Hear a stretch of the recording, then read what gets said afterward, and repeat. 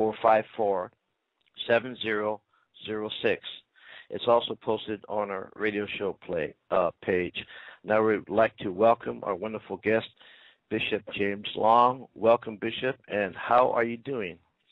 I'm doing very well. Thanks for inviting us. I do appreciate it. We appreciate having you here, too. As we said privately before the show started, that there seems to be an amazing amount of evidence about almost everything paranormal out there, and a great deal of the negative experiences that people have, or perhaps paranormal groups have lately, especially with all these shows on the TV. People think they can pick up after watching the show, get a kid, and go out and do something, and then when they encounter something, whatever it is that's really negative, they either can't help the people, they don't understand it, and they can't tell the difference between if it's a mean human spirit or a diabolical infestation or whatever the case may be. It's really, I would say, in my opinion, as a researcher and teacher, it's really a subject that's not reached often enough, and it's really misunderstood. So I wanted to start off by asking you, the Bible mentions angels and the devil, and the Quran also mentions angels and the jinn, with a slight difference about the jinn. But I was wondering if you could just explain a little about what a demon is and why they hate humans so much. Well, first of all, there's a lot of debate from theologians as far as the origins of demons. And, some people would say they are spirits of deceased evil people. And that's actually a view of Philo, Josephus, and some early Christian writers. Even ancient Greeks argue that as well. Really, that's proved false by Scripture, because in Luke 16, verse 23, talks about what happens to the evil people who choose to reject God's grace and do evil. So that's really, honestly, the very essences of a human being and an angel are two different things. So therefore, I don't believe that spirits of deceased evil people were completely two different essences. Some say it's spirits of pre-Adam race, based on the gap theory between Genesis 1 verse 1 and Genesis 1 verse 3, about the recreation, the original creation of humanity, and fell, and it's now the spirits of demons. But again, there's nothing biblically at all to warrant that. To warrant that explanation. Other people say it's the offspring of angels and women, talking about incubus. And again, really, people, that really is unfortunate that people are trying to say that, because they don't quite understand what an incubus and succubus are and what they actually do. And so therefore, the thought that they're offspring of human beings and demonic entities just... it's based on the sons of God in Genesis 6, verse 2, where, angels, basically, it was believed to have relations with daughters of men, and they produced an offspring. Right, I remember reading that, but what are the differences between the incubus and the succubus? I wasn't sure about that. Well, a demonic entity on the incubus level will attack women on a sexual nature, and a succubus attacks men on a sexual nature. But with offspring of angels and women, or demonic entities and women, they'll say it's Nephilim. It's because they say Genesis chapter 6, verse 4. They say they were demons. So people will try to say that Nephilims were actually these offsprings, and quite honestly, that's not true. At all. And as a matter of fact, there's no indication at all that Nephilims were demons at all. And if you look at the actual translation, the proper translation of Scripture, they were probably seen as heroes or fierce warriors. So the translation is incorrect. What I believe, and makes more sense theologically, is they were fallen, unconfined angels who have rejected God's grace, who refuse to acknowledge that humankind is created in the image of God. And so that is what I think theologically is more sound than all of them.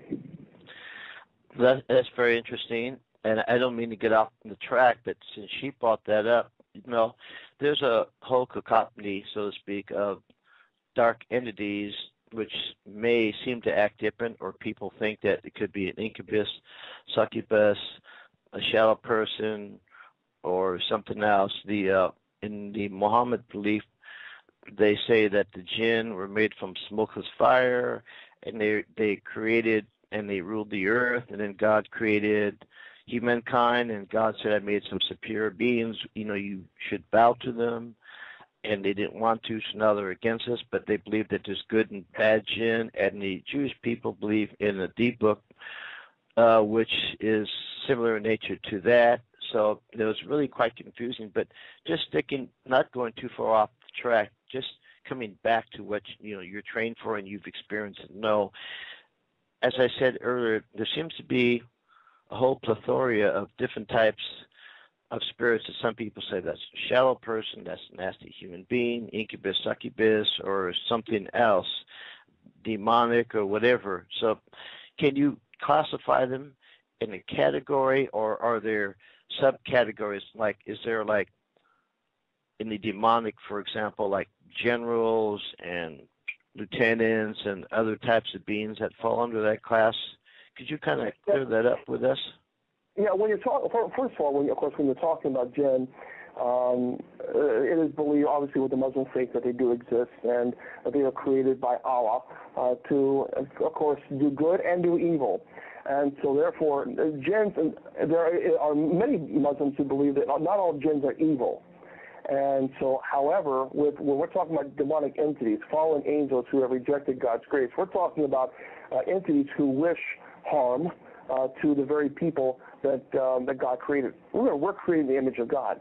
And I think that people have got to understand that we are created in His image. And so, therefore, I think because we are created in His image, you have angels who have refused to acknowledge that and refused to follow the fact that they're here to serve us, to assist us. Now, when you're talking about classification of demons, there are several classifications of demons. Until, there's the first hierarchy. Well, actually, Michael used to, it was his first hierarchy, and then, of course, the second hierarchy and third hierarchy. Barrett's classification of demons by actual, like, for example, Beelzebub, idolaters. There's other demonic entities that are coincide with certain things, like witches and warlocks and vile revengers. However, I do not believe that witches are evil. I just people who participate in that type of way of life, I just don't go to the extreme. There's also a classification by month, classification by office. So it's very, very detailed. When you start talking about demonic entities, and depending on which classification there's quite a few. There's a lot of theologians out there who try to classify them to try to understand their ultimate essence. But no matter what you see, and those classifications are good, it explains or at least it tries to explain the demonic entity's goal, or what they try to strive on, what they manipulate, whether it be lust, whether it be alcohol abuse, or whatever it might be. But the fact is in the end, if you forget all the classifications, if you forget all the first hierarchy, second hierarchy, third hierarchy, if you forget everything, the ultimate goal for a demonic entity is to hurt God. That I agree with. And the way, of course, they hurt God is to hurt the very ones that God loves most, which is us. Which is so us. Therefore, if they hurt us, they directly hurt God. That's it right there. That's it. That makes total sense. Now, I'll be kind of jumping around. I tried to have this to go in a specific order, but as I told you earlier, it could go anywhere. Sure. Led by Spirit. One of the most common misunderstood things by the general public would be possession. First of all, I don't think that they perhaps know that possession, true full possession is rare, even though it can occur, but it's rare, but that they don't realize that there are, well, let me ask you this. Is it true that there are about 3 stages the devil takes that could lead up to possession, like temptation, oppression, and obsession, and there's different degrees of it, and what is the result? Well, yeah, when you're talking about I've simplified it to a point where a lot of people can understand it. And it just makes a lot of sense when you, at least for me, when I compartmentalize the stages of what I have seen. And the stages that I have clearly have seen are infestation, and then leading to oppression, and that leads to possession. Now, under the stage of oppression, that is a very detailed stage. It's not just a simple where it begins to interact and attack the person. It's far more detailed and more in depth than what people think. Now, I don't go into great knowledge on each one, no matter if I do conferences or if I do radio, and here's why. There are far too many people within the paranormal community who now have read books or who have heard whether it be a speak or whatever it might be, and then they go out and they say that they're exorcists. That really is becoming a major, major problem. So there are some things that really should not be discussed. And so I think for a very, very basic outline: infestation, oppression, possession. And but I will tell you that when we're talking about oppression, it's a very, very in-depth and quite dangerous stage. I totally believe that. And I was on a show one particular time, actually a couple, but this person stated that, oh yeah, I get rid of demons and this and that, but she couldn't give any background to prove that she was properly trained. And during the show, she tells me that, oh yes, I usually do the show from here, but I have to go over here to do the show because why? And this is before the show starts, because the demons that are in my home are bothering me. Wow. And so I'm doing it from a different area. And then all the power went dead, and I finally got recontacted back, and she said this never happened before. And then we went on with the show, but there was lots of static and interruptions. And when you listen to the show later, you can hear, with headphones on, growling and nasty words and stuff. And this is not the first show that's happened to me on.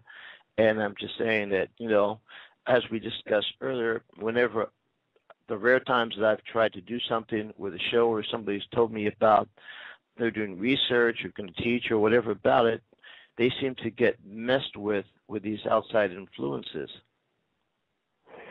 Well, I think what you have, to be honest with you, and I've been doing this for a very, very long time, and I think what you have and what I have seen is I have seen an epidemic within the paranormal community, and I serve the paranormal community, but I have seen an epidemic where there are far too many people who are playing demonologists and exorcists and who have absolutely no training whatsoever, no business, and performing these rituals. None at all.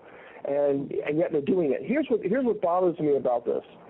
Number one, there are people who are performing the solemn rite of exorcism, and they're not ordained. They're not a Catholic priest. Now, they're not trained. Now, some people say, well, Bishop Long, that's not fair. You're not being inclusive. Listen, the solemn rite of exorcism is not, I didn't write the prayer. So this is not something that I wrote. And people have got to understand, when you're talking about, first of all, when you're talking about the solemn rite, and that is a ritual that is performed on someone who is possessed, validly possessed, the very first mentioning of the solemn rite was actually written by Pope Cornelius in 253. Now, and this is a very ancient rite, and even the medieval rites of exorcism included renunciation of the devil in 1614.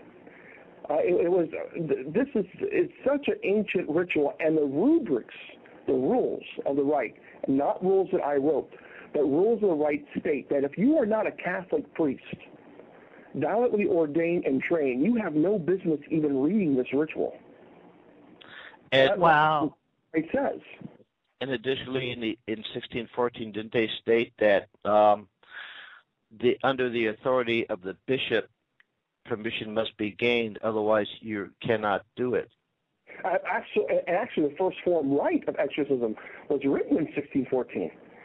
So this is yes. So you're talking about, and you have to have the bishops or your ordinaries, what they call it, the ordinaries' permission. And see, the thing is what's happening is you have a lot of people who are taking a very ancient ritual, and they're trying to secularize this. They're trying to say, well, I can find it on the internet, so if I can find it on the internet, then I'm allowed to do it. Well, no, because you have to read the rubrics first. The rules of the ritual that I didn't write clearly state that if you're not a Catholic priest, you have no business reading this ritual, none. Now, that would be like me performing a shamanic ritual. I'm not a shaman. Therefore, I have no business picking up a shamanic ritual. But yet we're seeing so many people who claim, well, I'm Christian, therefore because I'm Christian, I'm also allowed to do and recite this prayer on someone who may be possessed. And that's just not so. That's true. People just, there's a preponderance of information and books on magic and copies of this Bible, that Bible, and Ouija boards and all kinds of things you can buy from Amazon, for example, that people are getting and going out and using them, and that's very dangerous. And what really, some people made an uproar a few years ago when Hasbro released a pink Ouija board for kids, and that's very dangerous. Yeah, there's a pink Ouija board for kids, and I've seen a blue Ouija board for boys. I've seen several things that are that clearly are trying to reduce it. And of course, I understand that the makers of the Ouija board, believe it's just a toy. Well, but the intent of that toy is where the problem lies. That's true. That's true. I agree with that. And then, but like you said, it's just like you said that even on the internet, just even reading that would you have to be ordained to even if they publish it on the internet. I'm sorry, what was that? You have to be what now? Do you have to be an ordained bishop or get the permission from the bishop, and even if they post it on the internet, the rights to read it? Unfortunately, the right is published on the internet. Wow. And so it's easily accessible, and that's unfortunate. So now there are, and because it is written there, and that's why there are so many people. I got a call the other day from a family who was absolutely terrified. Someone went in, claimed to be a demonologist, and they're performing the minor rite of exorcism. Now, again, we people don't quite understand. A demonologist is not the same thing as an exorcist. A demonologist has no business performing the minor rite or solemn rite of exorcism because they're not ordained. So they have no business. And so what's happening is the demonologists, people who claim to be demonologists, are going a step past what they should do. And here's what I always tell people: demonology or demonologists and exorcists has nothing to do with the paranormal. It's theological. It's not paranormal. And what's happening is people who are within the paranormal community, who are secular, who are not ordained, are taking a theological term and trying to secularize this, like doctor, teacher, lawyer. And that's the line has crossed. And so it's quite dangerous, and I see it. We get it all the time at the Paranormal Clergy. All the time. You would not believe how many cases we get on a daily basis from people who went in, claimed to be a demonologist, perform rituals, all hell broke loose, and now they're calling us to help. Yes, that's a terrible thing. Under theology, the preternatural has to do with that particular area that you are trained under and others shouldn't mess with, because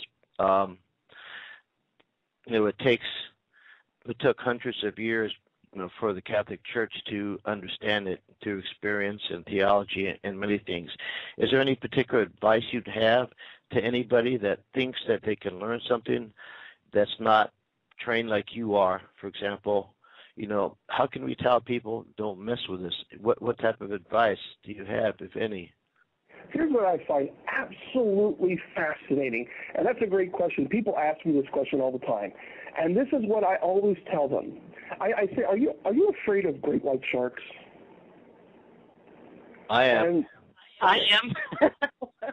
So here's my advice: don't jump in the ocean with them. Good advice. What's fascinating to me is that there are so many paranormal investigators crossing that line because they just want to see. They just want to get that evidence. Well, when you get that evidence, what are you going to do next when that entity then comes to your home and provokes you? Thank you. Thank you for saying that, because that is the thing that just gets me to no end. I've seen so many shows and so many people, and at the end, and I'm sure it's a long process when these people go in to investigate just to see. But even as we see, at the end they're just saying, oh, okay, this is what you have, and if you have anything else, just call us, without actually helping the family, number one. And they're just going in to stir up dirt. That just drives me bananas. Here's what's absolutely fascinating. What I find fascinating is that people who go into places that have alleged demonic activity. There's two things I find really just amusing. Not amusing, but just like sometimes you have to shake your head. But one is they go in and they provoke and they demand the demonic entity show itself, and they're puffing their chest out and beating their chest and like the King Kong and saying, I dare you to do something. I dare. A demonic entity is looking at those people, and the demonic entity is saying, I will show myself to you. When you're sick, when you're ill, when your wife or husband loses you, or they leave you, or when you lose a job, or when you're depressed, or when you're anxious, or when you're so down and out that you hit rock bottom, that's what I'm going to show you. This is who I am. And wow. there's no time limit. They got forever. They can bide their time and hit you right where it counts, when it counts. And they're intelligent beings, not to be messed with. And I'm Absolutely. told that priests, when they're doing an exorcism, they're not to engage the entity either. They're just to continue with the prayers. So, that makes a lot of sense. Priests, exorcists who perform this ritual are always, for the rest of their lives, they will always be under the stage of oppression for the rest of their lives. Because once you get into this ministry and you come across a true demonic case, then it is now aware of you, and you are now aware that you can never close that door. Once you cross that line, then it'll never stop. Okay, go ahead. Go ahead. So you made some good points here, which brings to two questions. One is that on your website you help people and you have lists for people to look at, to think about if they have problems with a person or their property. So, I just want to remind the listeners that, if there's something wrong in your home, just don't go running to his website.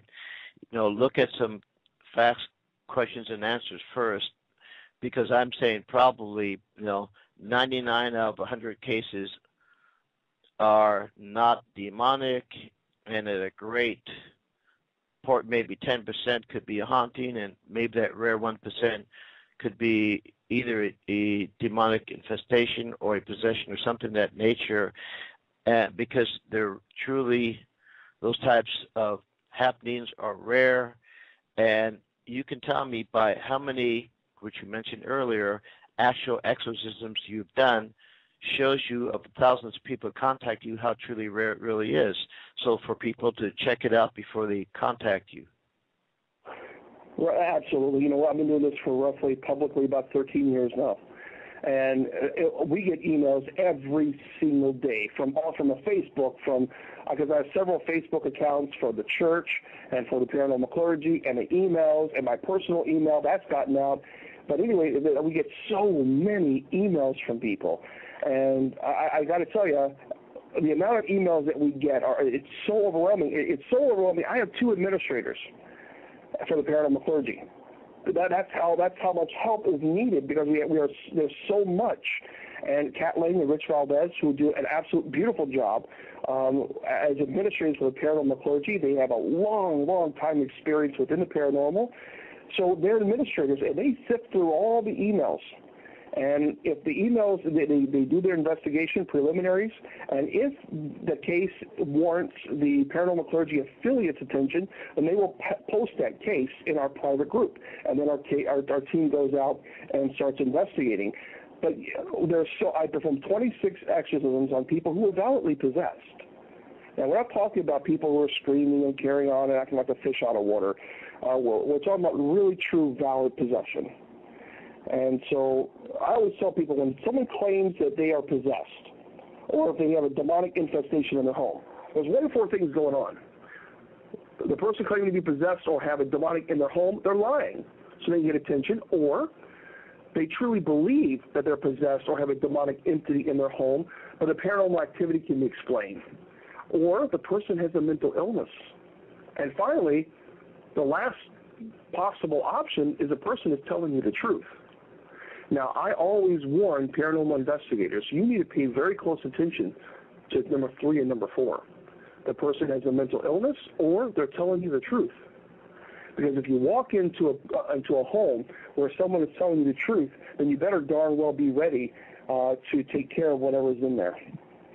And number 3, the third option, if they're mentally ill, that is very, very dangerous. Very dangerous. I used to be a case manager at a homeless shelter, and I had a lot of clients who had schizophrenia, who had dissociative personality disorder. And I tell you, a friend of mine had a case one time. She's not a part of the paranormal clergy, but she had a case, and she walked into a woman's home, and she saw all these little holes in the woman's kitchen, all these little puncture holes, and there was hundreds of them. And then she asked the client, she said, "Why are all these holes in your walls?" And the lady then pulled out a broom, and she had cut the end of her broom off, and she had actually duct taped a huge, gigantic butcher knife at the end of it. And she wow. said, every time I see that demon, I stab it. Wow. And, yep. Extreme. Wow.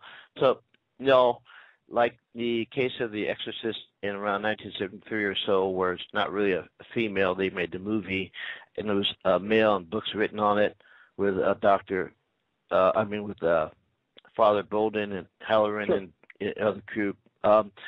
They said that they wanted to send them to a medical doctor, send them to a psychiatrist to rule out certain things, and they stated that perhaps if a person could speak an unknown language or know things that are not possible, or other signs, levitation perhaps, which is rare, or other different things.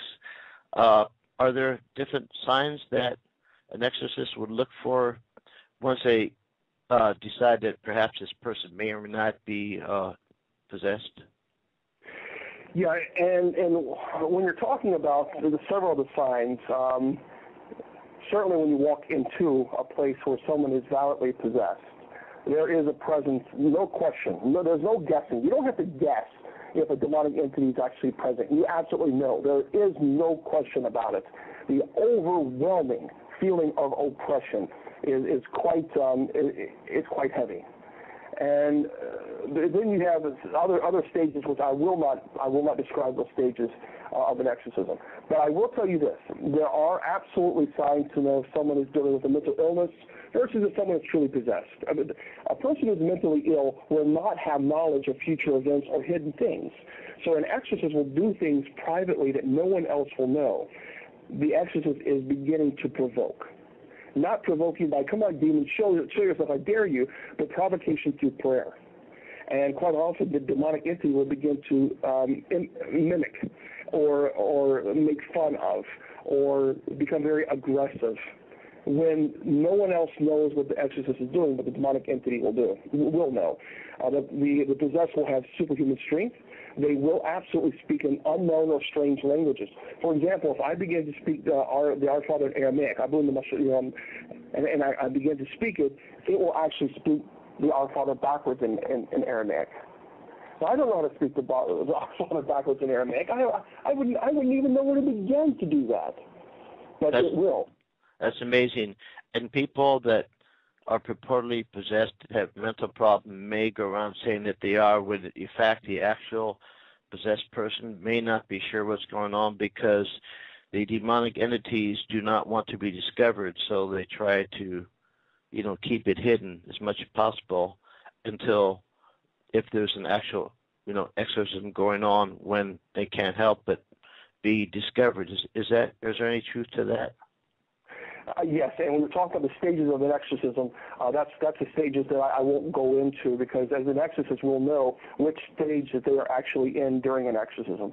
And so there are several stages in which an exorcist will continue the ritual, and depending on the activity of the demonic entity and, of course, the possession of the body, that is when an exorcist will know, okay, we have to continue this route, we have to continue this route.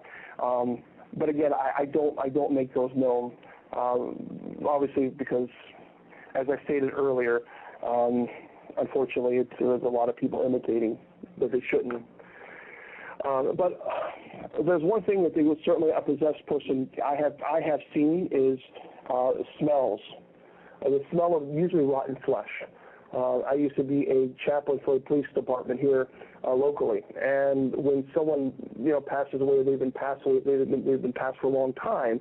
When you walk into the room, there is that smell that you can never forget. As a matter of fact, there is chemicals that you put under your nose because the smell is so horrible. But it's very, very similar to that smell. Very, very similar. There's always a reaction to holy relics or sacred items. And that's why I tell people, stop throwing holy water around like it's tap water. People are doing that far too often. And that's holy water is considered a sacramental. What's happening is people are just throwing holy water around like it's nothing. Well, if you come into a situation where you have a true demonic infestation, a demonic is present, and you're throwing holy water around, well, what do you think is going to happen when that holy water, which is a blessed object, comes in contact with a cursed object? You're going to have a clash. Yes. I agree. Yes. What are you going to do then? So I just tell people, be careful about that. Yes, and I'm glad that you're not. I mean, it's always been a dark area, which I can't blame. The Catholic Church wanting to keep it secret, and I'm glad that you're not, revealing certain things. Perhaps it's just better that way, because people shouldn't be doing what they shouldn't be doing and then getting themselves in trouble and then coming to see you. It's just some things just need to be kept quiet and left to those people who are trained to do it properly. Yeah, and people sometimes get upset about that, but it's kind of like people got to understand there's training that goes behind these things. And I've done conferences before, and let me tell you, I've had some very interesting experience being serving in the paranormal field. I've had my slides, my presentation actually stolen, and someone went around and were using my exact slides in my presentation and telling people that they are a demonologist and that they are studying to be an exorcist. Wow. It's mind-boggling, so I'm always careful about what I say and how much information that I divulge because of that type of activity. It's amazing. Yeah, I could tell you stories that would absolutely stun you with my experience in the field. I totally believe you, and I don't know if there's young people listening or not, so I know you or I are not going to go into anything that's really deep that might frighten people. But and I know you never do, because you and I both have prophet ethics, and this could be really scary if you get too deep into it. And some things, of course, you can't really talk about, and I understand that and respect that. Now, before I go into some more interesting things, I just want to ask you one more thing. There is somebody that I know that tried to help somebody else who contacted me and a wife and somebody else through a certain website, and they basically said, yes, I played with the Ouija board at night by myself up in my room. Then this entity comes and says that, oh, I'm your spirit guide, you should smoke marijuana for your health and this and that, and basically tricked him into inviting him in. Once that happened, this guy has, had things happen to him that nobody would like to happen when they're in bed, including being roughed up, slapped around, and scratched, and all these different things. I told, that's what made me want to get websites like yours to help people. I couldn't help him, and at that time I refused, but said I'd try to find help, and so did the wife. But the other person that I know, who's a great friend of ours, told us that this person was coming over because this person was staying with us for a while, and I have a special room out in the back, and said, I'm going to help him. I said, oh, no, you shouldn't help that person. And she said, well, I've gotten rid of spirits before and this and that. And I told her this is different. She said, let me give it a try. And I said, well, take your cell phone with you just in case something happens. And I'm not really sure, But anyway, a few minutes into it, I went out there. And this guy was like nobody had ever seen before. He stood up. He was angry. He wanted to be helped now. He turned all red. His face kind of distorted a little bit, like I thought I needed my glasses on because it looked like it was changing to a little bit different face. His eyes, and I'm telling you, the first time I've ever seen it scared the heck out of me, but, I stopped it in time. His eyes turned solid black, and I told this other person to stop this now and let's get him out of here, and we did. Now, she moved to, I don't want to say her name, but to another continent, and sometime after that, she was out horseback riding with friends, and she was thrown off her horse. Horse got spooked or something and hit her head on a rock, almost died, was put in a induced coma, and eventually took time to recover. Do you think that could be a repercussion for her trying to help that person? Oh, absolutely. And I think what happens, here's what people have got to understand something. A lot of people, especially who are not properly trained, what they will do is they will say, now I'm a Christian, and therefore because I'm a Christian, I can go out and cast out demons. And yet they forget about what Christ did to the apostles before he told them to go cast out demons, and that was breathing the Holy Spirit upon them, ordination. And then he said, go cast out demons. What's happening is a lot of people who are not properly trained at all, who have no business performing this, they say, well, because I'm a Christian, I have a right to go out and cast out demons. What they're doing is there's a big difference between a deliverance and an exorcism. They are not the same thing, and I wish people would stop comparing the two, because they're not. It's apples and oranges. And what's happening is the people who are claiming to be, trained and exorcists, and like this person you're talking about, there's a person now going all over the internet claiming to be an exorcist and claiming to be ordained with this church and that church, which I later found out was a blatant lie. And then says that, that this person is a high-ranking Wiccan priest, and then claims to be an exorcist as well. It's just utter nonsense. And you play with fire, you're going to get burned. I believe it. And I believe this person I was talking about didn't claim that. Others probably do, but she was just innocently, perhaps misunderstood the nature of the situation of the person she was helping with, and, from her heart thought she could help but didn't. So that's another purpose of the show, so people, if they feel something's bad, they should not handle it, but refer them to somebody professional. I have a response from the person that it happened to. They said that they didn't know that they were wondering whether or not it was a demon, because they just thought it was a angry spirit, and that they've had success before just with talking to someone and, finding out what's going on with the person and helping maybe to get to help them with the situation. But the person never claimed to be, like you said, David, an exorcist or a demonologist or anything like that. But she really, this person really believes in, helping people find peace and tranquility, kitty cats and rainbows and stuff like that.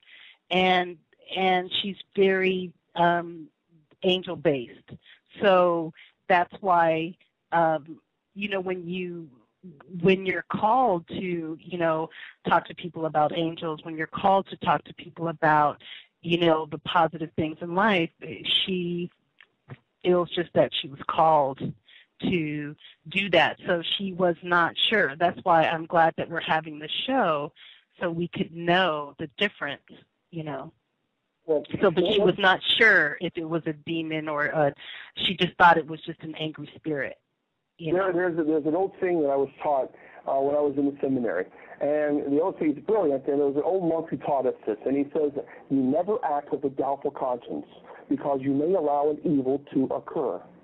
And what that means is if you go into a situation where you don't know if you're dealing with a malevolent human spirit versus a demonic entity, and you walk in and you're not trained to take care of a demonic issue, then you've walked in with a doubtful conscience. And therefore you can allow an evil to occur, which is a person can go under the stage of possession. So that was a brilliant way that he explained it to us, is never act with a doubtful conscience. You may allow an evil to occur. What happens is there's a lot of paranormal investigators or a lot of people who I have great friends who are psychics and who really want to help out or believe in angelology, just want to help out. So they have huge hearts, huge, gigantic hearts, and they want to help. And they feel like they're called to help, but you've got to know the limit. You've got to. I may be called to be a pilot, but who's going to get in a plane with me if I'm in the cockpit of a 747 and I've never been trained? True. No one's. So just because someone is called to do something, they've got to know their limits. I may be called to be a pilot, but if I'm not trained to fly that plane, I'll never get in the cockpit of a 747 ever. And so people got to understand that even though these people with huge hearts, that's wonderful, and that's absolutely terrific. But when you're dealing with possession, or when you're dealing with the possibility of possession, tread very lightly. That makes a great deal of sense. And I believe there's not enough, let's just say psychics, for example, that teach people how to use their gifts. As we said before, they teach you all angels, kitty cats, rainbows, spirit guide, this, not go out and do your stuff. They fail to warn them about protocols, procedures, and protection against the dark, and not to mess with it, and to refer them to somebody else or whatever. So that thing needs to be changed. But now that we've said that, could I ask you something, if you're allowed to talk about something that we've all seen on TV? Could we ask you a little bit about, Bobby McKay's on the Ghost Adventures? Bobby McKay's, yeah. Yes. Can you tell us a little bit about that, whatever you choose to tell us? Whatever you would like for me to talk about, I can talk about anything you like. I have a quick question, guys, before we start on that. I'm still in communicate with the person that had the incident, and they would like to know from both of you, if possible, would that entity still be attached to them? And because they still feel that things don't seem to make sense, that they have like anger that's out of character and stuff like that. Yeah, that's when you're dealing with that, you're dealing with oppression. And keep in mind, malevolent human spirits can attach as well. So it's not always demonic. So malevolent human spirits can certainly attach to a person who's wanting to help, who has a big heart and who wants to go out and try to assist. But the problem is once you do that, you're putting yourself at great risk, and not only yourself, but those people whom you live with, or in your own home.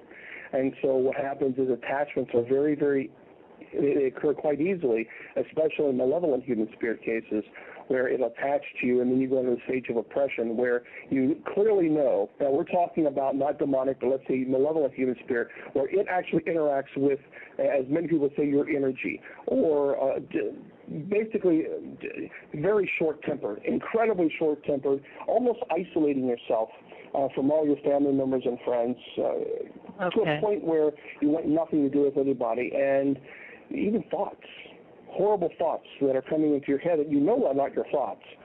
And really the one way to, and that's when they're talking about deliverance. See, under those stage, then you're talking about a deliverance can be done. In other words, and that can be done by laity, which is praying over the person for the deliverance of any form of attachment. But now that's not possession. That's different than a possession. And the person can actually take a stand and And a way to defeat any type of attachment, or especially if they're very short-tempered or having ill thoughts, is immediately when they're having those ill thoughts that they normally never would. Someone told me that they love their animals, that their animals are their children, but after a case, they actually had thoughts of picking up their animal and throwing them against the wall. And I told them, I said, well, of course, that's a very serious issue. And they've never been violent all their life. Never once. And I told them that the way to recover for that is to immediately realize these are not your thoughts, to take a stand and reject them. Okay. That makes a lot of sense. Thank you for that. That makes excellent sense. Thank you so much. Thank you. Pleasure.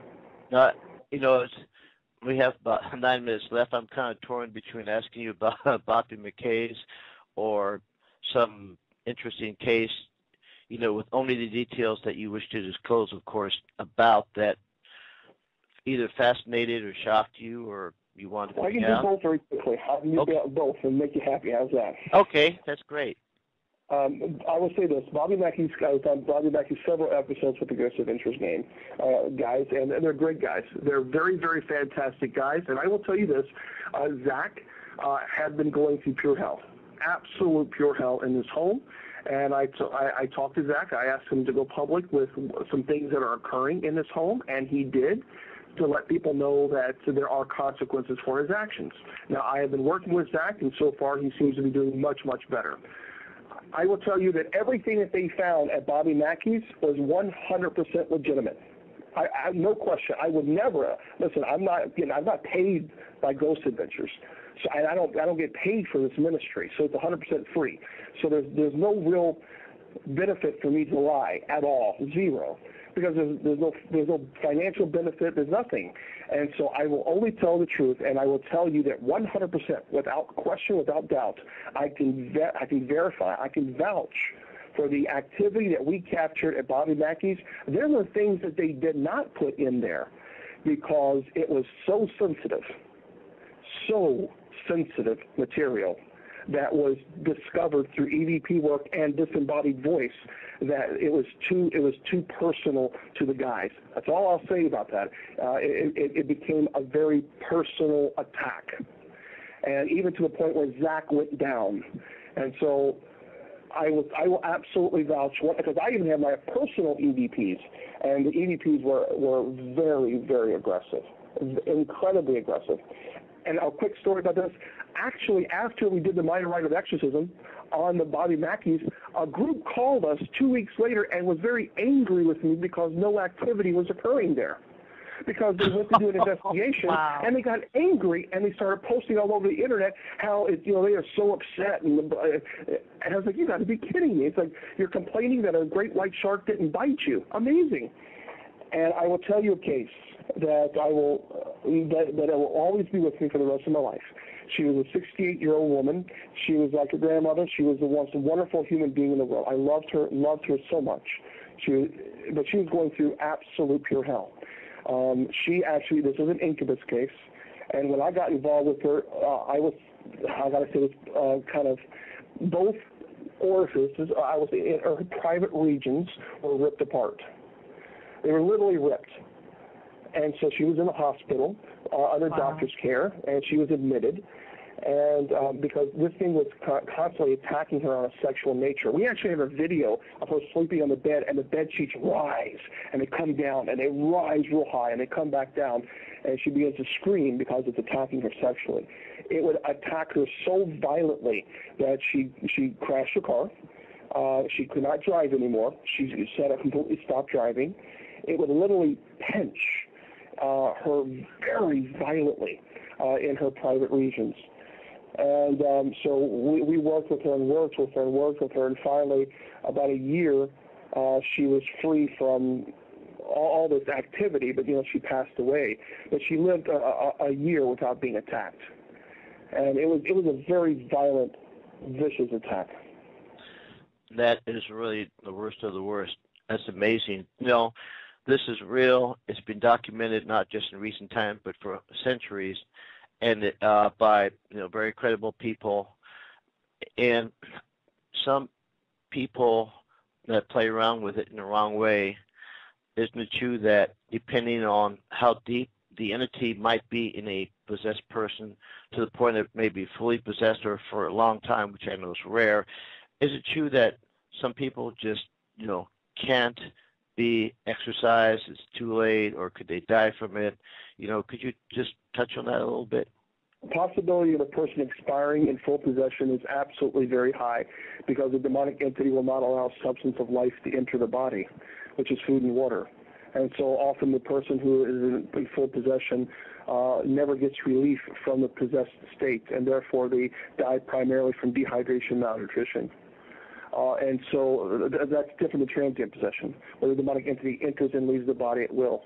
And so that's completely different. But yes, the possibility of a person expiring is very high. That's why you have to have a medically trained personnel there during an exorcism, and you have to have, of course, a psychological evaluation performed prior to even thinking about performing an exorcism. Wow, that makes a lot of sense. I just want to remind everybody out there that's listening to Bishop James Long tonight that this gentleman here, this is his calling, and he spends a lot of extra time helping many, many people, whether through actual help or advice or whatever. This gentleman is not a member of the traditional Roman Catholic Church where he's provided for with everything. This gentleman is a member of the old Catholic Church, and he has to pay for everything himself. So he is actually going out of his way to help others, and he's not even getting paid for being on the show tonight. I just had to say that because, I wish there was more people around like you.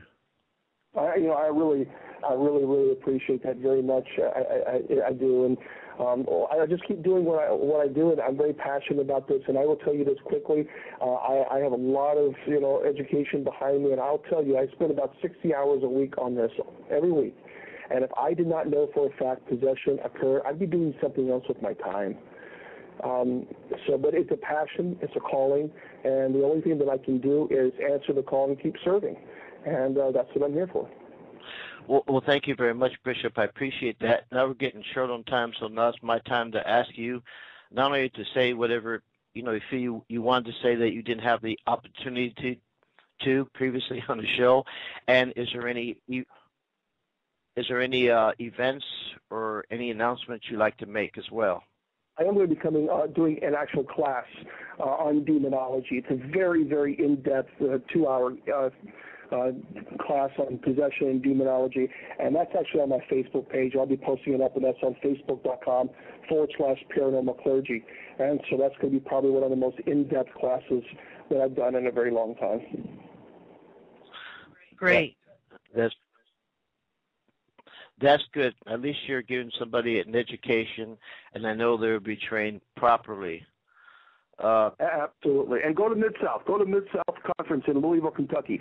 Keith Age. I'll be there chatting for folks and actually offering Mass on Sunday as well. So don't forget that, folks.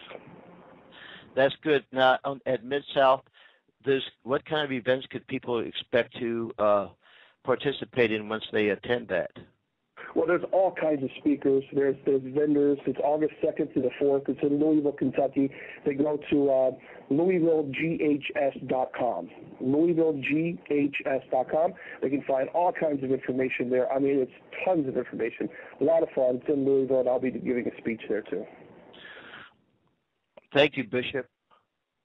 God bless you, and thank you for coming on the show. It's been a pleasure. It's been one of the most amazing shows that we've ever done, and we have hopes perhaps in the future that we might have you back if you had the time or would be willing to do so. Thank you so much. Thank you, sir. Thank you so much. Thank you for everything. My pleasure. Bye-bye. Bye-bye. Well, everybody, there you have it. There's our show tonight. We don't often put out this type of information, but we think it's critical that everybody realizes that there are some areas that we don't understand that maybe we should not be messing with, and go get advice from somebody else that's experienced in it. Anyway, thank you for listening to Beyond the Gate Radio tonight. We thank you all for listening, tuning in. I'm your host, David Baker. I'm saying good night, and for my co-host, Sherelle Baker. Good night, and don't forget the kitty cats and rainbows on our next show. That's right. Bye now.